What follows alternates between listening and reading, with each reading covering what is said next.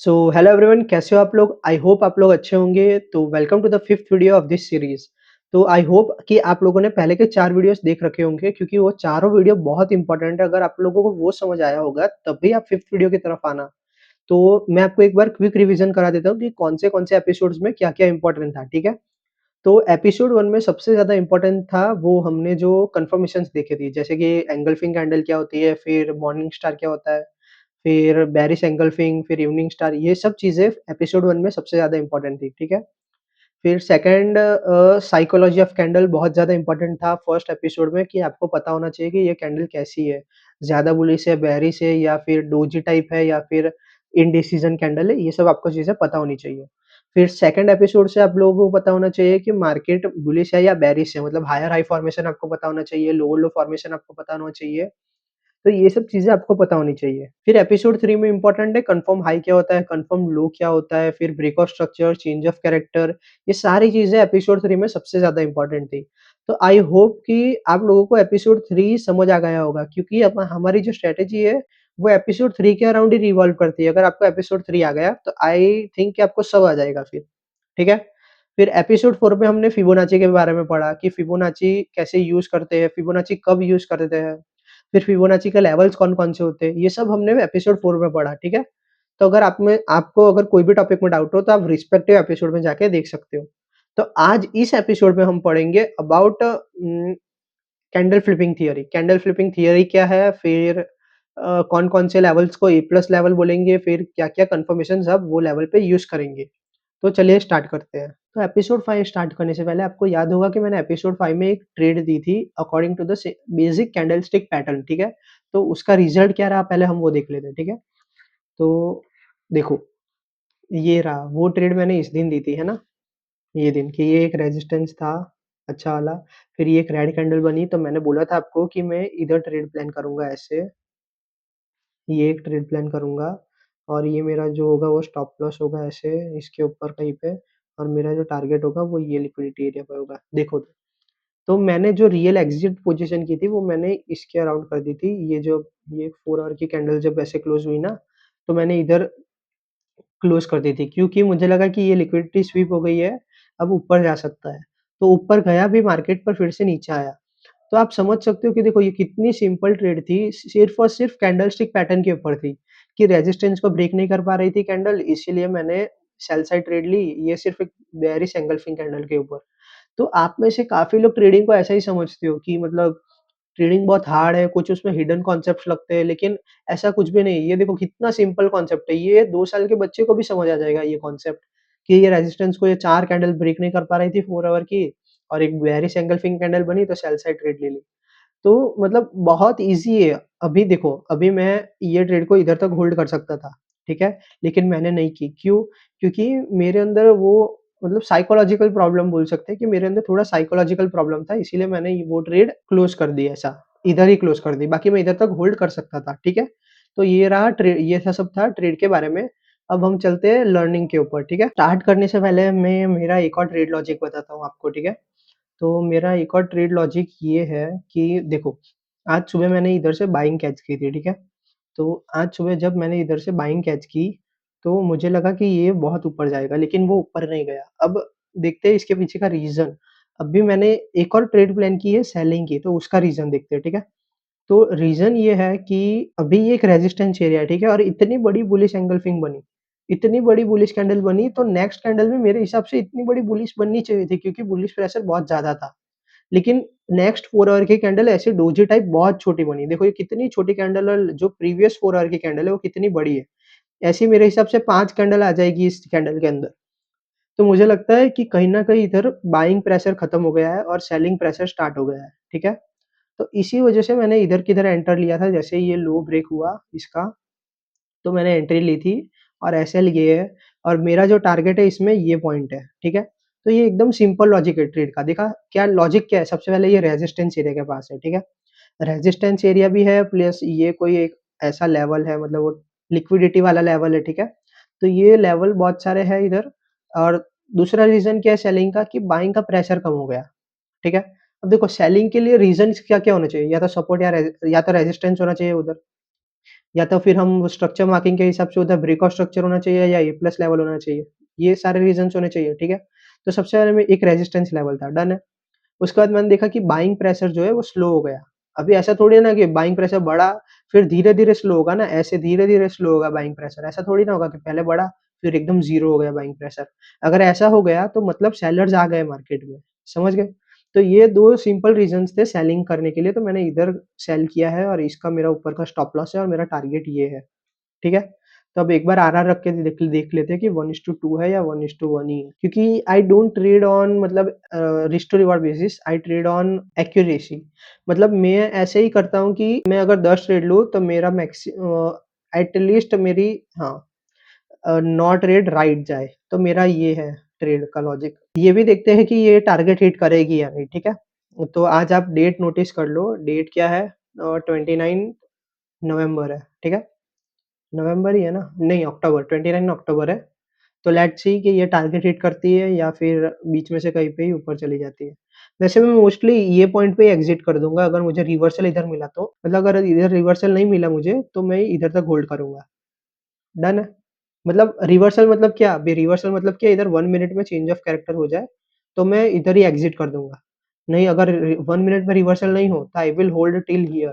और दूसरी बात कि आज रात को 11:30 को एफओएमसी न्यूज़ है, तो उसके लिए भी देखना होगा कि न्यूज़ में होल्ड कर सकता हूँ ट्रेड या नहीं, क्योंकि न्यूज़ ट्रेडिंग ऑलवेज़ अवॉइड करो। जितना हो सके न्यूज़ ट्रेडिंग अवॉइड करो। डन है इतना? तो चलिए कैंडल फ्लिपिंग थियरी को समझते हैं, ठीक है? तो अगर कोई भी कैंडल हो, तो मैंने आपको बोला था कि वो कैंडल 3 पार्ट में डिवाइडेड होती है। कौन से 3 पार्ट में? एक bottom wick, bottom wick, top wick और ये बॉडी, ठीक है? तो ये आप सबको समझ आ गया कि कैंडल 3 पार्ट में डिवाइड होती है। तो ये ऐसी टाइप की कैंडल 80% ऑफ द कैंडल ऐसी ही होती है, जिनमें टॉप विक भी होती है, बॉटम विक भी होती है और बॉडी भी होती है। अब ये चार्ट में इतने में देख लो, ये कैंडल के पास भी टॉप विक है, ये रही और बॉटम विक है। ये कैंडल के पास भी है, ये भी है, इसमें भी है, इसमें भी है। मतलब सबके पास टॉप विक या बॉटम विक है ही, ठीक है? सिर्फ ये कैंडल के पास नहीं है, ये कैंडल भी अभी जो बन रही है इसके पास टॉप विक नहीं है। फिर ये कैंडल के पास दोनों विक नहीं है। तो ऐसी बहुत रेयर कैंडल बनती है जिनके पास टॉप विक या बॉटम विक नहीं होती। तो हम उनका कॉन्फ्लुएंस ले सकते हैं कि मतलब हम ऐसा अज़्यूम करके चलेंगे कि सारे कैंडल का टॉप विक या बॉटम विक बनता है, ठीक है? तो अभी हम इसको एज़ अ कैसे कॉन्फ्लुएंस यूज़ कर सकते हैं, ठीक है? तो सबसे पहले विक बनती कैसे है वो सीख लेते हैं, ठीक है?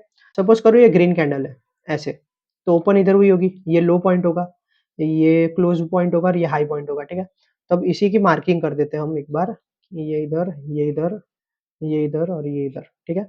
अब इस कैंडल की जर्नी को समझते हैं हम, ठीक है? तो ओपन इधर हुई होगी, ठीक है? अब ये ग्रीन कैंडल है, तो पहले ये नीचे गई होगी। ऐसा हम अज़्यूम करते हैं कि अगर ग्रीन कैंडल है, तो पहले वो नीचे गई होगी, क्यों? क्योंकि सबको मैनिपुलेट किया होगा ना अब अभी जो ये नीचे जाएगी पहले, तो ऐसा रेड कैंडल के जैसे दिख रहा होगा। देखो अभी ये इधर ओपन हुई, अब ये नीचे जा रही है, तो ये रेड कैंडल दिख रही है।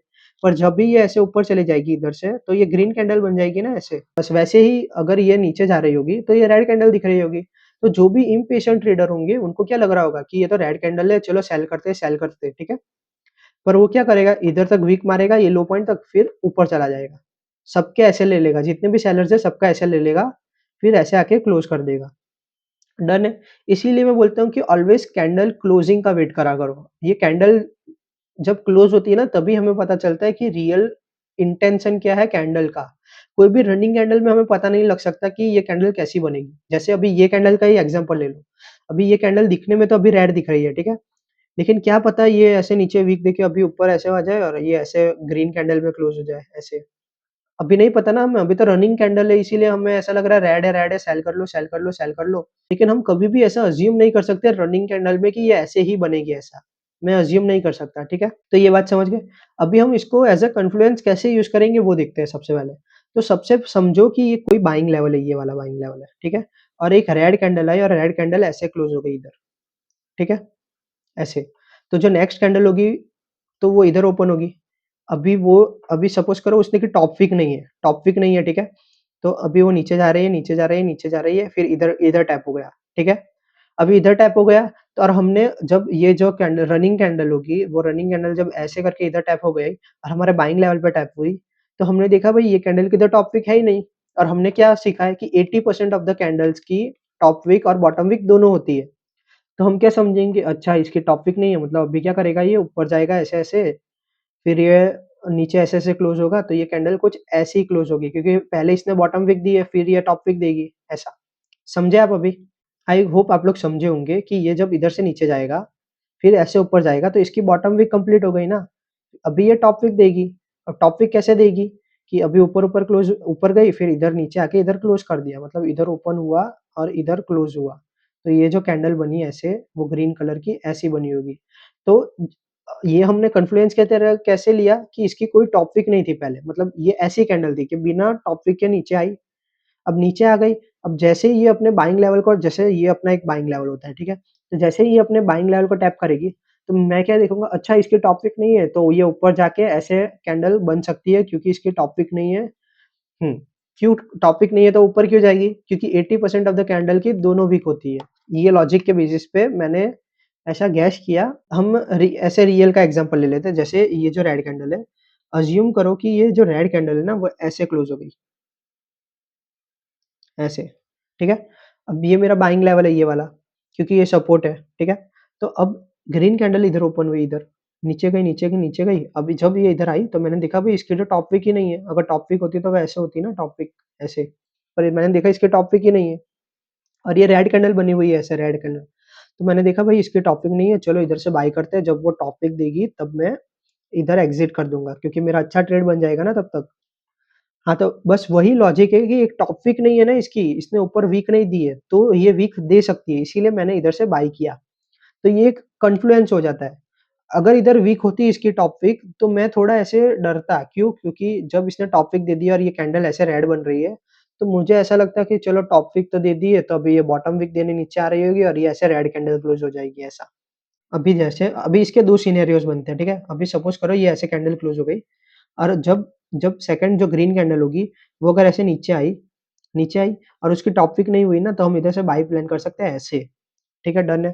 पर अज़्यूम करो कि उसकी टॉपिक हो गई है, मतलब ये जो रेड कैंडल बनी ना ऐसे, रेड, तो अब अज़्यूम करो कि ये जो कैंडल ओपन हुई उसने पहले इतनी टॉपिक दी, फिर ये नीचे आई, ठीक है? तब अब अगर इधर बाइंग करनी हो तो मैं कैसे करूँगा? सिंपल है, मैं ये जो सेकंड कैंडल होगी उसका मैं पहले कैंडल क्लोजिंग का वेट करूँगा। अगर ये कैंडल क्लोज़ ऐसे हो गई इस लेवल के अंदर, मतलब क्या हुआ कि इसने सपोर्ट को रिस्पेक्ट किया। क्यों रिस्पेक्ट किया? क्योंकि कैंडल इस लेवल के ऊपर क्लोज़ हो गई। फिर मैं लोअर टाइम फ्रेम में जाके कुछ एंट्री ढूँढूँगा ऊपर के लिए, ठीक है? पर मैं डायरेक्ट एंटर नहीं करूँगा, मैं डायरेक्ट क्यों एंटर नहीं करूँगा क्योंकि उसने पहले ही टॉपिक दे दी है, तो अभी कोई चांस नहीं है कि वो फिर से टॉपिक देंगी।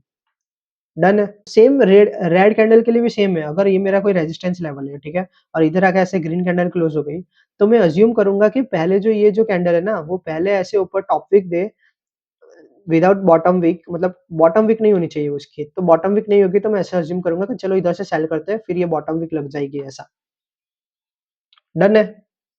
आई थिंक आप लोगों को ये समझ आया होगा। अब समझते हैं कि ए प्लस लेवल क्या होता है।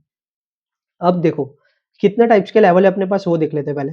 सपोर्ट रेजिस्टेंस लेवल है, ब्रेकआउट स्ट्रक्चर है, ए प्लस है, फिर फिब के लेवल्स है। फिब के कौन-कौन से लेवल्स है? 0.38 है, 0.5 है, 0.618 है, 618 और 0.7 है, ठीक है? तो अपने पास कितने लेवल है? 1, 2, 3, 4, 5, 6, 7, 7 लेवल्स है, ठीक है? अब मैं अभी चलो हम मैं इस इधर ही एग्ज़ाम्पल आपको बता देता हूँ। अभी ये मेरा ए प्लस लेवल कैसे बनेगा? अभी जब मैं 4 आवर में देखा, तो 4 आवर में अगर मैंने फिब मार्क किया इधर से इधर, तो मैंने देखा कि ये जो लेवल है इधर 0.5 लेवल आया है। तो मैं इसको नोट कर देता हूँ, इधर 0.5 वाला लेवल है। फिर मैंने देखा कि इधर ये ब्रेकआउट स्ट्रक्चर वाला लेवल भी है, तो ये ब्रेकआउट स्ट्रक्चर भी आ गया। फिर मैंने अगर पीछे गया और मैंने इसको थोड़ा स्क्वीज़ किया, तो फिर आप देख रहे हो इधर इधर मार्केट ने पहले भी एक सपोर्ट लिया है ऐसे और ये सपोर्ट रेजिस्टेंस की तरह एक्ट कर रहा है, ठीक है?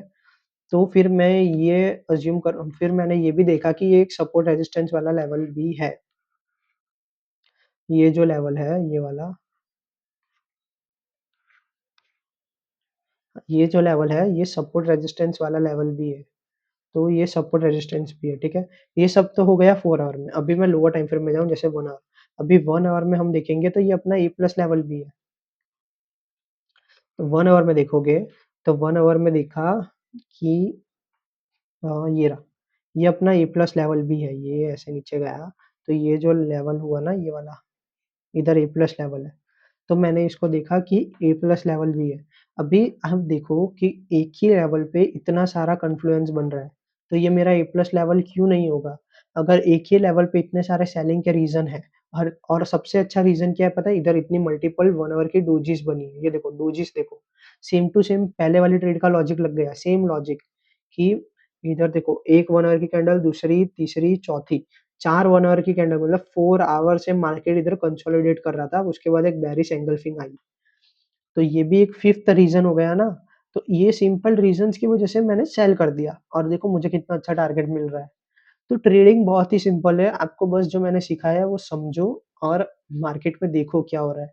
सिंपल सपोर्ट रेजिस्टेंस और कैंडल्स के ऊपर आप सिंपल ट्रेड ले सकते हो, कोई प्रॉब्लम नहीं है। देखो ये फिर से ट कैंडल्स के ऊपर ही ट्रेड बन गई है ये, है ना? मतलब ए प्लस लेवल बनता कैसे है?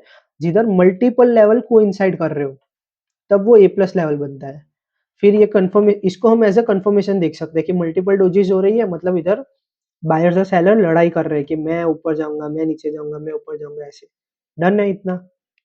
आई होप आप लोग समझ अभी देखो ये वाला भी एक ए प्लस लेवल जैसे ही एक्ट कर रहा है। क्यों? क्योंकि 1 आवर में ये ऐसे बुलिश स्ट्रक्चर बन गया है ऐसे, तो ये हमारा ए प्लस लेवल हुआ, ठीक है?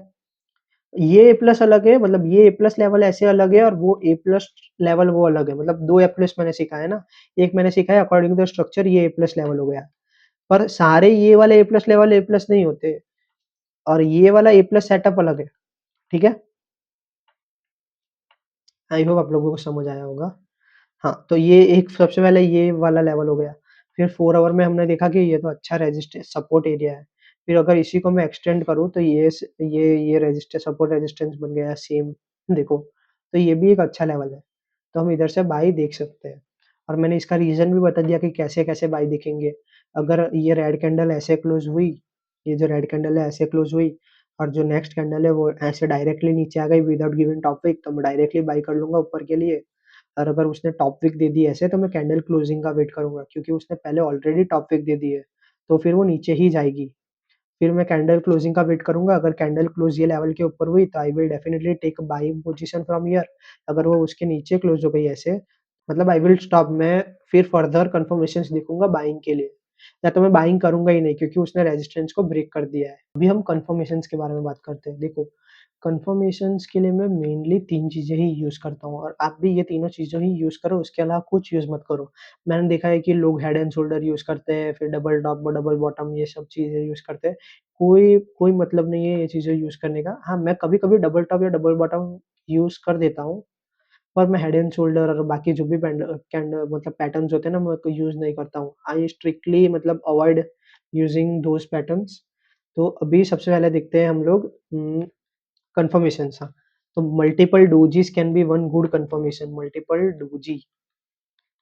अगर कोई भी अपने रेजिस्टेंस के बाद मल्टीपल डोजी बन रही हो, तो इसका मतलब है कि वो रेजिस्टेंस ब्रेक नहीं हो पा रहा है। और फिर हमें अगर एक फर्दर कन्फर्मेशन मिले जैसे कि बेयरिश एंगल्फिंग हो गई या फिर इवनिंग स्टार हो गया है, तो हम उसके ये सेल कर सकते हैं। सिमिलरली बाइंग के साइड ऐसा ही होगा, मल्टीपल डोजीज़ मिल गई हमें सपोर्ट पे, उसका मतलब क्या होगा कि कितने टाइम से ये सपोर्ट ब्रेक नहीं हो रहा है, फिर हम बुलिश एंगल्फिंग पे हम बाइंग की साइड एंट्री ले सकते हैं, ठीक है? फिर सेकंड हो गई मैं 1 मिनट में चेंज ऑफ कैरेक्टर को बहुत ज़्यादा इम्पोर्टेंस देता हूँ। अगर मेरे ये सपोर्ट पे आया और 1 मिनट पे ऐसे चेंज ऑफ कैरेक्टर हुआ इधर, तो मैं ये जगह बाई ज़रूर प्लान करूँगा ये टारगेट के साथ। तो अगर 1 मिनट में चेंज ऑफ कैरेक्टर मिलता है ना, तो मैं रिस्क टू रिवॉर्ड के साथ बहुत अच्छे से खेलता हूँ, ठीक है? मतलब अगर 1 मिनट में चेंज ऑफ कैरेक्टर हो गया, तो आई वेट कि चेंज जैसे 1 मिनट है, ये ऐसा है समझो।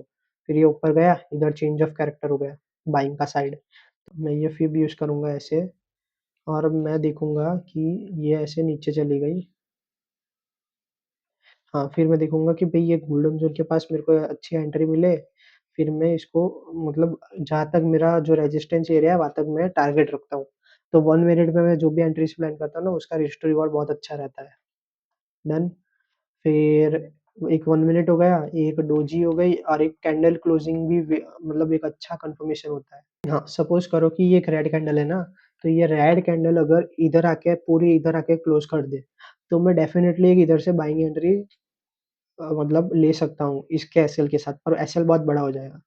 क्यों ले सकता हूँ? क्योंकि मैं ऐसा सोचता हूँ कैंडल क्लोज़िंग के वक़्त अगर देखो, अगर इधर क्लोज़ हो गई कैंडल इधर, ठीक है? तो मेरे हिसाब से उसको इधर क्लोज हो जाना चाहिए था। अगर इतना ज़्यादा बेयरिश प्रेशर होता तो ये लेवल के नीचे क्लोज हो जाती। एग्जैक्ट इधर ही क्यों क्लोज हुई? तो कोई रीज़न होगा ना इधर क्लोजिंग होने का। इधर क्लोज होने का क्या रीज़न था?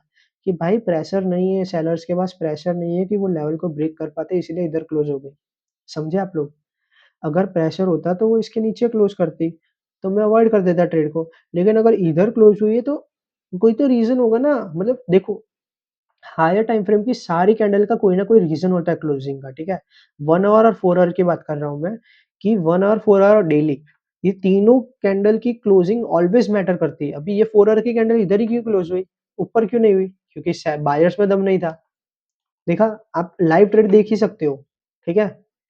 सेम, अभी ये जो सेलिंग कैंडल बनेगी वो इधर ही क्यों क्लोज़ हुई? ऐसे भी तो हो सकती थी थोड़ी नीचे ऐसे, क्यों नहीं हुई?